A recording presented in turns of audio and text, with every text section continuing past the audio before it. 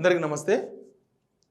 BJP ప్రభుత్వం కేంద్రంలో 400 MP సీట్లలో గెలుస్తాం అన్న టార్గెట్ ఎందుకు రీచ్ కాలేకపోయింది? ఎందుకు ఫెయిల్ అయింది? సేమ్ టైం బీజేపీ సంకీర్ణ ప్రభుత్వం ఏర్పాటు చేసే దిశకు పడిపోవడానికి కారణాలేంది? ఈ అన్ని అంశాలపైన ఆర్ఎస్ఎస్ రాష్ట్రీయ స్వయం సేవక్ సంఘ్ బీజేపీ బేస్ అది ఆర్ఎస్ఎస్ వాళ్ళ మ్యాగజైన్లో చాలా తీవ్రమైన కారణాలను చూపించిన వాళ్ళు. ఆ కారణాలు నిజానికి బీజేపీలో ఒక అంతర్మదనం జరగాల్సింది. ఇప్పటికీ బీజేపీ 400 సీట్లు సాధించాలనుకున్నది, కనీసం 300 సీట్లు కూడా రాకపోవడం. సంకీర్ణ ప్రభుత్వం 2 సార్లు 2014లో 2019లో బీజేపీ సొంత బలంతో ప్రభుత్వాన్ని పెట్టిన పార్టీ ఇప్పుడు ఎందుకు సంకీర్ణ ప్రభుత్వం చంద్రబాబు నాయుడో లేకపోతే నితీష్ కుమారో మద్దతు ఇస్తే తప్ప పెట్టిన ప్రభుత్వాన్ని ఏర్పాటు చేయాలని సిచ్యువేషన్కి ఎందుకు దిగజారిందో ఇప్పటిదాకా బీజేపీలో రివ్యూ జరగలేదు.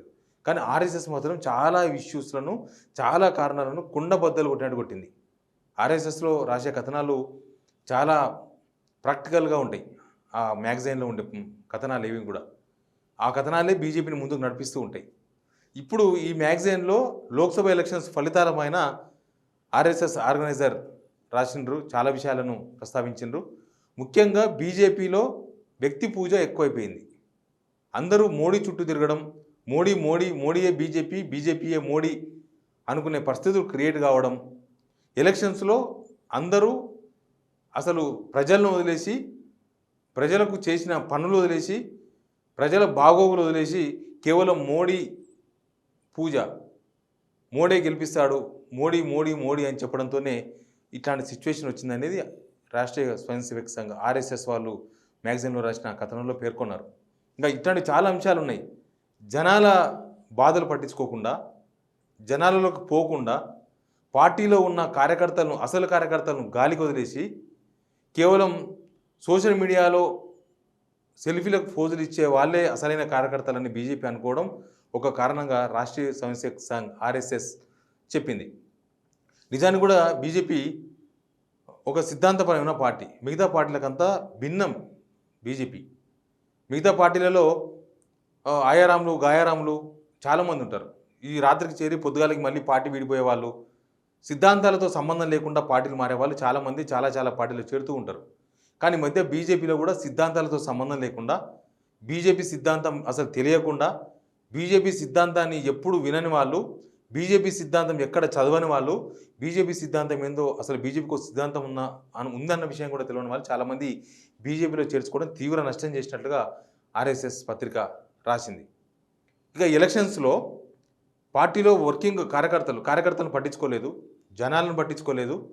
ప్లస్ టికెట్లు ఇచ్చే విషయంలో పార్టీలో ఉన్న అన్ని రాష్ట్రాలు, దేశంలో పార్టీలో ఉన్న వాళ్ళని కాదని, పార్టీలో కష్టపడ్డ వాళ్ళని కాదని, వేరే పార్టీలకు వెళ్ళి బీజేపీలకు వచ్చిన వాళ్ళనే నమ్ముకొని వాళ్ళకే టికెట్ ఇవ్వడం కూడా ఒక ప్రధానమైన కారణంగా ఆర్ఎస్ఎస్ దానిలో పేర్కొన్నది.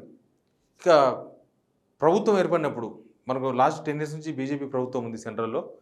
ప్రభుత్వం ప్రజల దృష్టిలో పనిచేయకుండా, ప్రజల యాంగిల్లో పనిచేయకుండా, ప్రజల కోసం పనిచేయకుండా కేవలం మోడీ పైనే డిపెండ్ కావడం, మోడీయే బీజేపీయే మోడీ అనే దిశగా ప్రచారం చేయడం కూడా అది తీవ్ర నిరాశకు గురి చేసింది పార్టీ కార్యకర్తలను, ప్రజలను. కాబట్టి ఆ టార్గెట్ని రీచ్ కాలేకపోయింది అనేది వాళ్ళు పేర్కొన్న అంశం. దీంతోపాటు వివిధ రాష్ట్రాల్లోని సిచ్యువేషన్ కూడా వాళ్ళు ఆ పత్రికలో, ఆ ఆర్ఎస్ఎస్ మ్యాగజైన్లో రాసినారు. అసలు 400 సీట్లు గెలవాలని పిలిపించింది మోడీ. ఆ పిలుపు కేవలం మోడీదే అయిపోయింది తప్ప కార్యకర్తలు దాన్ని ఓన్ చేసుకోలేదు, పార్టీ నేతలు దాన్ని ఓన్ చేసుకోలేదు.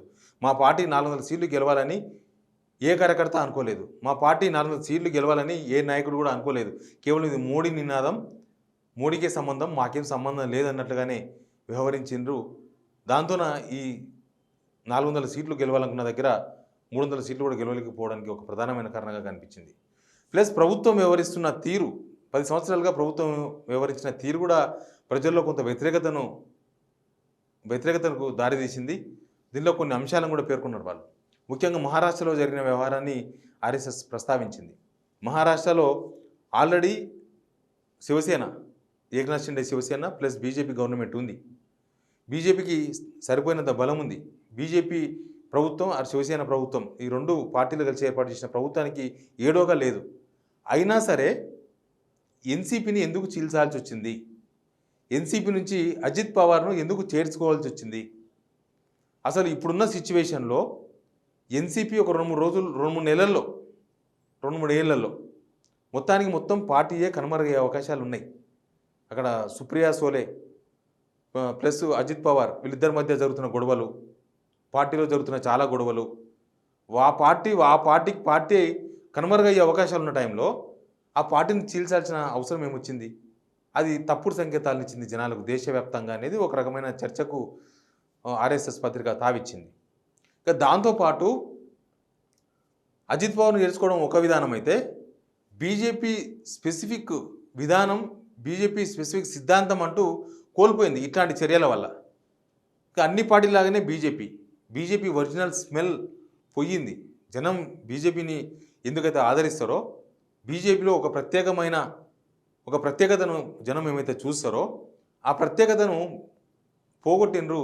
బీజేపీ కూడా అన్ని పార్టీలాగానే ఆయారంలను గాయారంలను అనవసరంగా అప్రజాస్వామిక వ్యవహారాలను ప్రోత్సహించడం, ఇట్లాగా అవసరం లేకపోయినా అజిత్ పవార్ లాంటి వాళ్ళని అందరినీ ఏదో ఒక పార్టీని చీల్చే ఉద్దేశంతోన పార్టీలో వివిధ నేతలను చేర్చుకోవడం, ఇట్లాంటివన్నీ కూడా పార్టీకి మసకగా మారినాయి, పార్టీ ప్రతిష్టని దెబ్బతీసినాయి.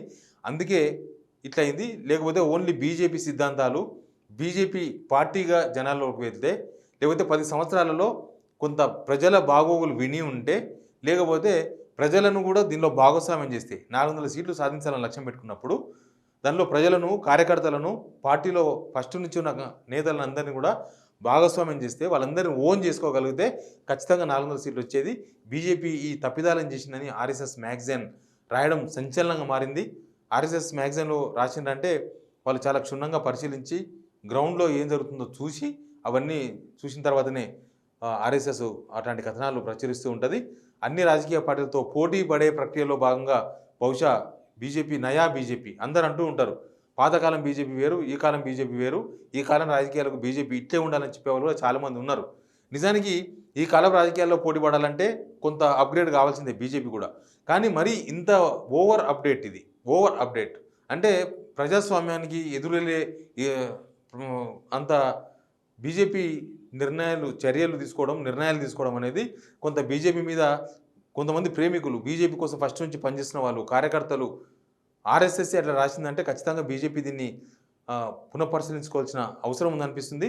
నిజానికి కూడా 400 సీట్లు అని బీజేపీ ప్రచారం చేసినప్పుడు ఉన్నప్పుడు బీజేపీ పైన ఉన్న గాలి ఎలక్షన్స్ ముగిసే నాటికి, అంటే పోలింగ్ జరిగే నాటికి వివిధ రాష్ట్రాల్లో ఆ చర్చ లేకుండా పోయింది. అప్పుడు నిజానికి 400 సీట్లు గెలుస్తుందని బీజేపీ పిలిపించినాడు, గెలుస్తుందేమో అవకాశం ఉంది, మిగతా పక్షాలు ఎక్కడున్నాయన్న చర్చ ఒకటి జరిగింది దేశవ్యాప్తంగా. కానీ 1 by 1 విడుదల వారీగా పోలింగ్ జరుగుతున్న టైంలో బీజేపీ చతికిల పడినట్టుగా బీజేపీ ఓడిపోతుందేమో అన్న ఒక చర్చ ఒకటి తెర మీదకి వచ్చింది. ఈ ఆర్ఎస్ఎస్ వివరించిన ఇట్లాంటి కారణాలు చాలా ఉన్నాయి. ఆ కారణాలు నిజంగానే ఇప్పుడు అనిపిస్తుంది, ఆ కారణాలు బీజేపీ 400 సీట్లు సాధించకపోవడానికి కారణంగా అయితే చాలా క్లియర్గా కనబడుతుంది. బట్ నెక్స్ట్ బీజేపీలో దీని మీద సమీక్ష ఉంటుందా? ఆర్ఎస్ఎస్ కథనాలను కేవలం ఆర్ఎస్ఎస్ కథనాల వరకే చూడాలనా, లేకపోతే అవి నిజంగానే బీజేపీలో ఇంపాక్ట్ చూపి బీజేపీ 400 సీట్ల దిశగా కనీసం 300 సీట్లు కూడా సాధించలేని దిశగా పోయిందని ఏమైనా పునఃసమీక్షించుకుంటారా చూద్దాం. Please subscribe signal TV.